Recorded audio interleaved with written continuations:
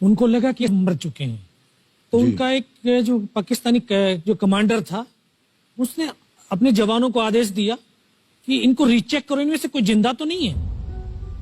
तो उनके पाकिस्तान के 2 सैनिक आए, आकर के हमारे जवानों के शरीर के अंदर गोलियां दागने लगे। तो मैं बेहोश था, लेकिन इतना बेहोश नहीं था कि उनको सुन ना सकूं या देख ना सकूं।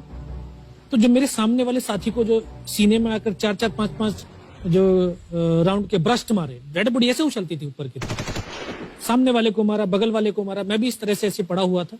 उसने फर्स्ट में यहां पर ब्रस्ट मारा, फिर मेरे पैर में 2 जगह पे मारा। उसको मैं देख रहा हूं कि धुआं निकल रहा है, लेकिन उस गोली की पीड़ा को चुपचाप पड़ा सहता रहा और उनको यकीन हो गया कि इनमें से कोई जिंदा नहीं। फिर बहुत गालियां दी, बूट की ठोकरें मारी।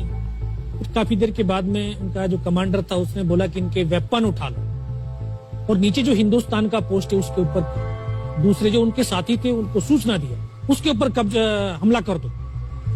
फिर ये आवाज भी सुनी तो मुझे लगा कि यार आज तो मेरी पूरी टीम खत्म हो जाएगी। दोबारा से उसके साथी आए, पाकिस्तान के सैनिक आए और हमारे जवानों के शरीर के अंदर गोलियां दागने लगे। उन्होंने फिर उसी रोटेशन से गोली मारी, पर जब 1 कदम आगे गया तो उसने राइफल मेरी सीने की तरफ तानी। तब मुझे लगा यार अब नहीं बचूंगा, लेकिन कहते हैं कि जाको राखे साइयां मार सके ना कोई। जब उसने गोली चलाई तो यहाँ पर पर्स में 5-5 रुपए के कुछ सिक्के भी थे। जब गोली जाकर के सिक्कों पे टकराई तो मुझे भी आभास हुआ कि तो मर गया हूं। पाकिस्तान का दूसरा सैनिक आया, उसने आकर के मेरा AK-47 उठाया और वापस मुड़ा तो उसका पैर मेरे पैर से टकराया हो। तब मुझे लगा कि यार मैं तो जिंदा हूं। तब मेरे पास एक हैंड ग्रेनेड था, मैंने उसको पिन निकाली और उसके ऊपर ऐसे फेंका तो कोट के अंदर हुड लगे हुए, हुड के अंदर वो गिरा जी। उसने तुरंत पीछे की तरफ मुड़ के देखा, पीछे तो कोई मूवमेंट था नहीं। तो जब तक वो ग्रेनेड को निकाल पाता ग्रेनेड फट गया, यहाँ से उसका पूरा सर उड़ा और वो हमारे ऊपर आकर के गिरा।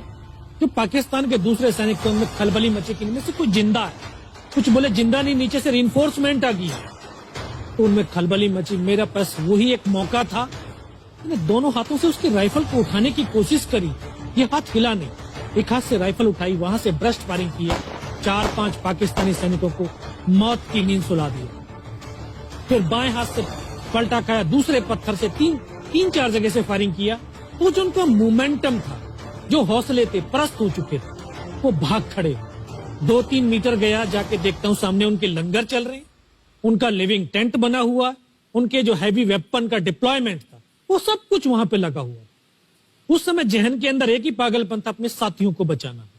फिर मैं वापस धीरे धीरे रेंगता हुआ अपने साथियों तक आया। फिर मुझे लगा कि इनमें से हो सकता है मेरी तरह कोई साथी होगा, जिंदा होगा। उनको देखा, किसी का सर फटा हुआ था, किसी के फेफड़े निकले हुए थे। बहुत देर बैठकर रोया भी, फिर अपने आप को संभाला। चारों तरफ बर्फ ही बर्फ, पहाड़ी पहाड़। यह भी पता नहीं कि हिंदुस्तान किधर है, पाकिस्तान किधर है। 2.5 साल की सर्विस, 19 साल की उम्र, न उम्र का तजुर्बा न सर्विस का अनुभव। जाऊं तो जाऊं कहां। मैं बहुत 500 मीटर लगभग नीचे रोल करता हुआ आया और अपने साथियों जो नहीं चढ़ पा रहे थे दुश्मन की भारी फायरिंग की वजह से, वहां तक पहुंचा। फिर उनको उन्होंने मुझे पकड़ा, वो फर्स्ट एड दिया। फिर वहां से जो हमारे commanding officer colonel Kushal Chand Thakur, फिर उनको सूचना दिया। तो ये लगभग 1:30-2 बजे का समय था। वहां से फिर कमांडिंग ऑफिसर तक मुझे ले जाया गया। फर्स्ट एड तो हुआ, लेकिन ब्लड इतना निकल चुका था कि दिखाई देना बिल्कुल बंद हो गया था। जब उनके पास पहुंचा तो उन्होंने बोला, बेटा मेरे को पहचानता मैं कौन हूं? बस अब आवाज सुनाई दे रही है। बोला, मैं तेरा commanding officer colonel Kushal Chand Thakur. मैं, जय हिंद साहब, बहुत तेज सर्दी लग रही है। तो उनका जो लिविंग टेंट था उसमें के अंदर लेटाया, 3-4 स्टॉप जलवाए, थोड़ी सी गर्मी महसूस हुई। मैं, साहब थोड़ा सा पानी पिला दो। बोला, ठीक है पानी पिलाते हैं। तभी डॉक्टर साहब आए गए, उन्होंने ग्लूकोज की बोतल पिलाई, थोड़ी सी एनर्जी महसूस हुई। उन्होंने बोला, बेटा कुछ बता सकता हूं? मैं कहा, सब बता सकते हैं। तो उनको बताया कि सर ऊपर ये घटनाक्रम हुआ है और ये वहां की इंफॉर्मेशन है। तो लास्ट में उन्होंने बोला कि बेटा जवान की रिक्वायरमेंट क्या है? मैं कहा, सब जवान की रिक्वायरमेंट अम्यूनिशन और फील्ड पट्टी की है। बोला, खाने के लिए नहीं चाहिए? सब भूख नहीं लगती। बस इतना कहते कहते तभी डॉक्टर ने कौन सा इंजेक्शन लगाया, फिर मुझे पता नहीं कहां पर हूं। फिर होश आया 3 दिन बाद, देखा ऊपर पंखा चल रहा है। पता चला कि 92 बेस हॉस्पिटल श्रीनगर, और वहीं से मुझे बेस हॉस्पिटल दिल्ली रेफर कर दिया और 16 महीने तक उस हॉस्पिटल में मैं रहा। 16 महीने तक आपका इलाज चलता रहा? जी। और वहीं पर हॉस्पिटल में ही मुझे पता चला कि 15 अगस्त 1999 को जब ये परमवीर चक्र का जो अनाउंसमेंट हुआ तो वो वहां पर ही मुझे पता चला। या सर